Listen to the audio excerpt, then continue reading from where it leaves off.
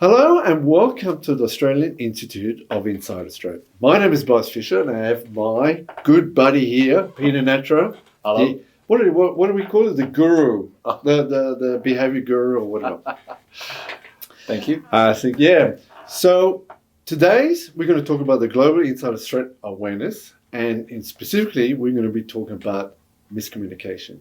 So miscommunication isn't just inconvenience, it's a risk multiplier.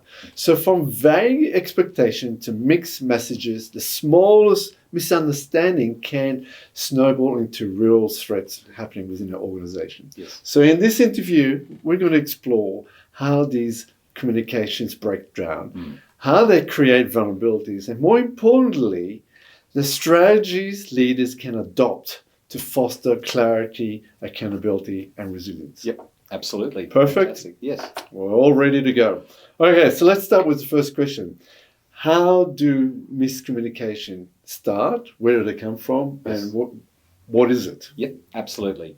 So one of the interesting things that I come across when I'm looking at this is that miscommunication is the cheapest thing to fix, but it's the most expensive thing to keep. Yeah, well said. And miscommunications comes from assuming. It's an assumption that when you are saying or writing something, that the other person will actually find out will actually intuit what you're after, which many times does happen. But the more that you intuit into something, the more you have the expectation that somebody's going to pick up on what you're not saying. Correct. But we also got, you mentioned assumption as we tend to assume what the other person is saying. But there's also an interpretation of mixed messages or vague understanding. Vague understanding. And so it comes down to a disjoint between understanding and intention. So, for instance, one of the examples is the systems admin has said, okay, we've got this database guru coming in. Yeah. He needs access to the database for a couple of days. Yes. Now, when you say that, the intention is 2 days. Yes. When you receive that, it's like a week. Yes. 2 weeks. Yes. How long is this going to take? Yeah. So how do mixed communications create vulnerabilities within an organization? There's 3 layers to it. Mixed communications often leads to work having to be redone. So, no, that's not what I want. Go back, do it again, start from that. And which causes disgruntlement. Is that a word? Yes. That leads directly into morale and turnover. Yes. So if this is something that consistently is going on, people will say, I've had this, thanks very much, and we're out of here. And believe it or not, also for customer churn, because it's not just, let's assume that you're customer facing, if you're constantly putting out mixed messages to your customers will say, I can go elsewhere for this. Correct.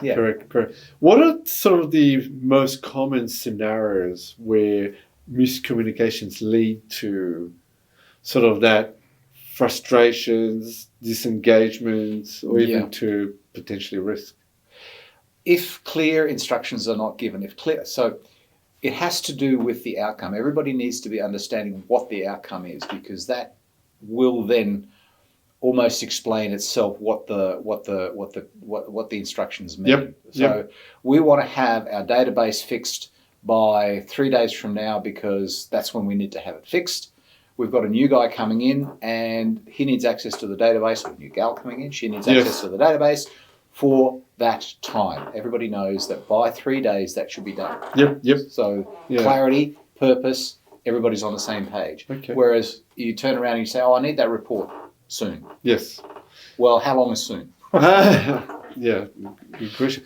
How does the ambiguity coming from leadership basically create or fuel distrust or disengagement?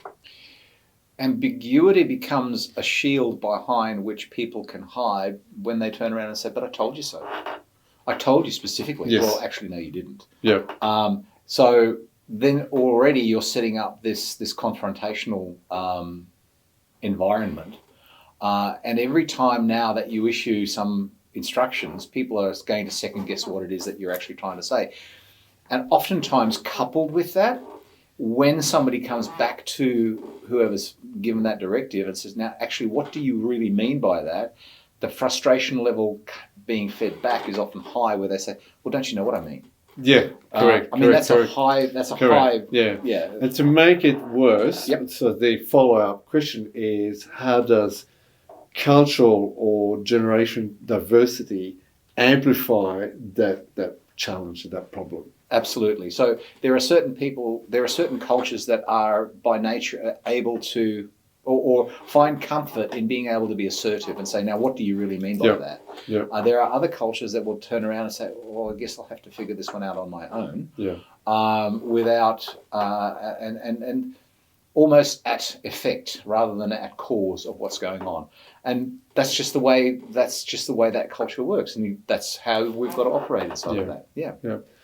What impact does a sort of a role or take place, or the lack of clarity within roles, and how that it sort of affects the situation? So there's a saying, with a lack of direction, people will make stuff up. Correct. Yeah. And with all the best of intentions, people will make stuff up that suits them best and Correct. not the purpose. So it really gets back to being very clear and we'll talk a little bit about plain language in a minute, but very plain about what it is that you want or that needs to happen. Everybody's on the same page. Everybody understands what needs to be done. Give opportunity to, I'm preempting this, but give opportunity to people ask clarifying questions and then say, okay, and come back to me if there's anything that I haven't covered. Yeah. How does poor feedback play? Yeah. I was going to say performance management, but there may be lack of performance management that allows the employee to really understand their understanding, their communication, whether it's been heard or not. Yeah. So my question is, how does poor feedback or performance management contribute to employee dissatisfaction? So from the perspective of that, let's take the assumption that the employee or the staff member wants to excel. Yep. But they're given no guidelines. So one of the worst examples I've seen in the workplace is, that report was total rubbish, so I've given it to Stephen. Yes. And you're left going, okay, so how could I have done that better? Correct. And yes. And Stephen won't even talk to me. or it could be your supervisor or your manager, is got your report or project or whatever. They've looked at it. They're not happy. Yes. But there's no feedback. There's no feedback. Yeah. Or it could just land back on your desk with a redo note on it. Yeah, exactly. And you go, yeah, exactly. Redo what? Yeah. What are the signs of miscommunications that create toxic work environments? Looking at one of the classic samples is if you have internal emails that have been copied and copied. So you see the subject line going, read, whatever the topic is, and you get that often, then you've got an endemic problem inside of the organisation. Yeah. And that gets back also to the number of times you have to redo work, because it's that kind of work churn that is not only bad for productivity, but it's also bad for morale, because this is landed on my desk again. I'm sick of this. Bang. Yes. Yeah. I want to go back again to assumptions, because the question is how do assumptions or even biased form of communication lead to misinterpretations? Well, if you assume, what was it? We wanted to have it in white, but you gave me a black one. Well, you didn't tell me you wanted a white one. Yes. I just thought you'd assume because the room is white, we wanted to have a white one. Yes. Yeah. What can leaders do to ensure clarity and consistency in their communication? It's 2 steps. Keep the language plain. All right, that's essential. That's really essential. Don't use acronyms, don't use shortcuts. And secondly, take the time to ask, so how do you understand what I just said? Yeah. Very simple. Very simple. Yeah. So if they don't understand the communication, is basically stop right there. Yep. And then maybe respond in terms of, way, is this what you've asked? Or Absolutely. Yeah.